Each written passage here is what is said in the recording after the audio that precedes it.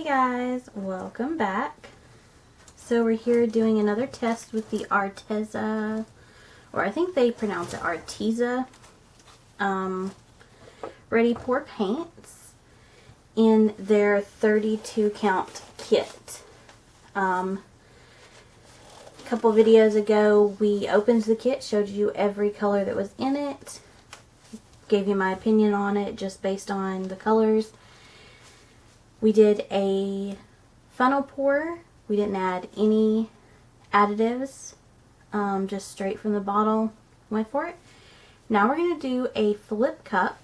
So I have, I think it's a 9-ounce cup. Yep, a 9-ounce cup. I have a 9-ounce clear cup, a 12 by 12 canvas, and the colors that we are going to be using are the titanium white, Mars black, sea green, lemon yellow, vermilion red, forest green, and ultramarine blue. Let me move the light down some. There we go. Okay, I have 2 pair of gloves on, so my hands are a little iffy. Instead of putting white in the base, I think I'm actually going to put some of this sea green as a good little base. Now these are ready to pour, so you don't have to add anything to these. They're ready to go as is. The black, I want to see if it's going to let me layer it. It doesn't pour out quite as great as I would want it to. I was trying to layer it. Then I want to add red. They're a lot more fluid than you would expect. They're more fluid than I expected. I'm trying not to squeeze too hard because I don't want it to shoot into the layer below it just yet. I'm going to add a layer of white. And I want to do this because I want to test and see if it's like when we mix our paints with Floetrol. Normally the white sinks into the other colors. I'm not really seeing any sinkage. So I don't know if they've made these all perfectly like balanced to a certain specific volume or what.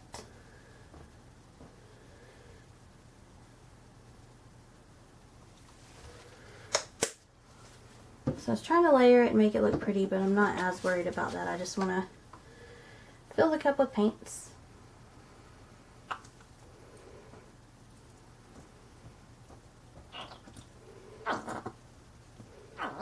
We used a lot of this yellow in the last one. I am going to sit it upside down though and let it drain because I'm not going to waste any of these colors. The only thing I would say is they should offer these in larger bottles. This is a good like test kit, but I feel like people are gonna really like them just based off of the first one we did. Okay, so see, now I'm squeezing it and that's kind of helping it mix. I feel like people would actually like these, and if so, I feel like they're gonna want, I know me personally, these little 2-ounce bottles aren't gonna do it for me. I would run out every few paintings.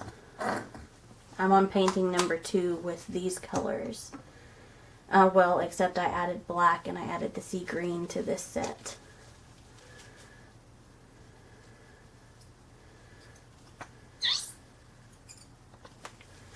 I see some cells forming, but I didn't see those until I started pouring, like squeezing to where it would go through and mix. I'm going to add a little bit more, and then I think we'll be good. I probably don't even need this much because I'm just learning the consistency of these, and these are really, really fluid.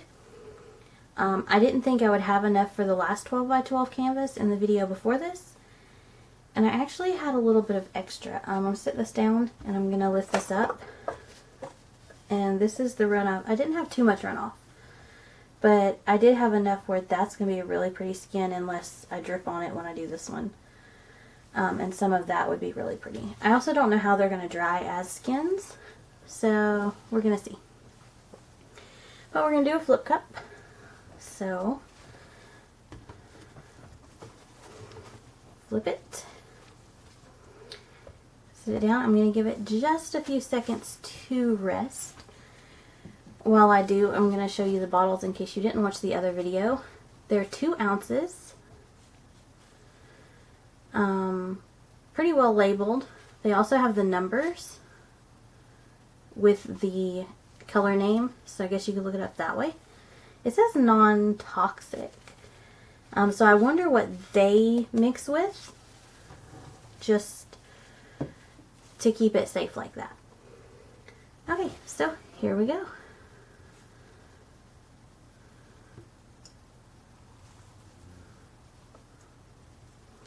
So the cup's kind of muddy and blackish. I don't know if you can even see that because it's super muddy. I am going to keep the cup because we will do another pour and I'll just use the same cup. I'm going to let it set for a minute. I do see some really cool cells popping up. I see a few big bubbles like right there. I'm going to pop that because it was just huge. So we're going to kind of just give it a second, see what happens, and then I'll tilt. I really like this where the colors are a little more defined. I'm going to set this cup all the way.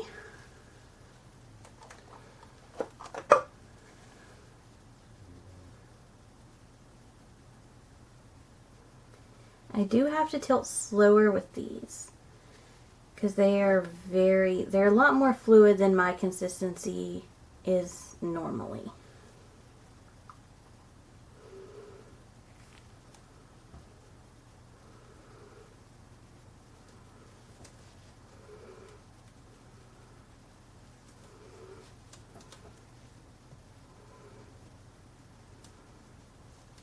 Okay.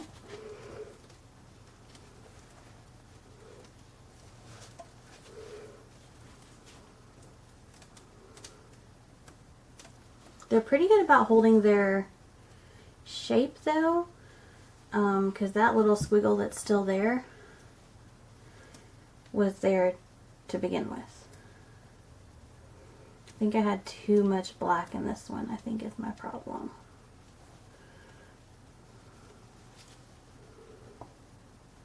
But it's kind of cool. I'll move the light out of the way in just a minute.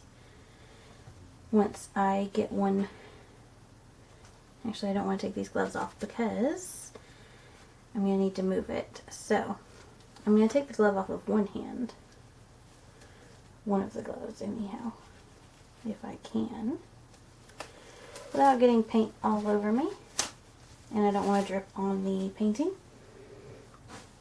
Okay, so move this out of the way a little.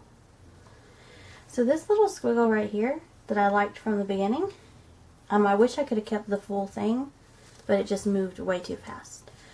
And then there's some brighter colors on the ends, and then it almost looks like a fog lifting over top of some of the colors. Excuse me. I think it'll be easier to see once it dries. The colors don't really mix so far, just from what I'm seeing. Whereas normally you would put a bunch of colors together and you get some colors that you didn't put in. For the most part, other than maybe some of the red lightening up into almost a pink, you pretty much get the exact colors you put in. There's not that much mixing. And I've noticed this, like where the black is like layered over the colors and it's almost like the black is breaking up. I've noticed the white did that in the previous one. I didn't use black in the previous one, but the white did that. So, kind of want to see how that does. I also want to see how they dry. So we're going to give them the benefit of the doubt and see how they dry. And then we're going to try a couple more methods. And then I also want to let the skins, all the drippage, cure into skins, and then I want to see how those work as well. So we'll kind of take it step by step and see, and then when we're done with all these tests, we'll come back and see them dry, and I will give my opinion on each method. Hope you guys enjoyed. Be sure to give this video a thumbs up, and be sure to subscribe if you're not.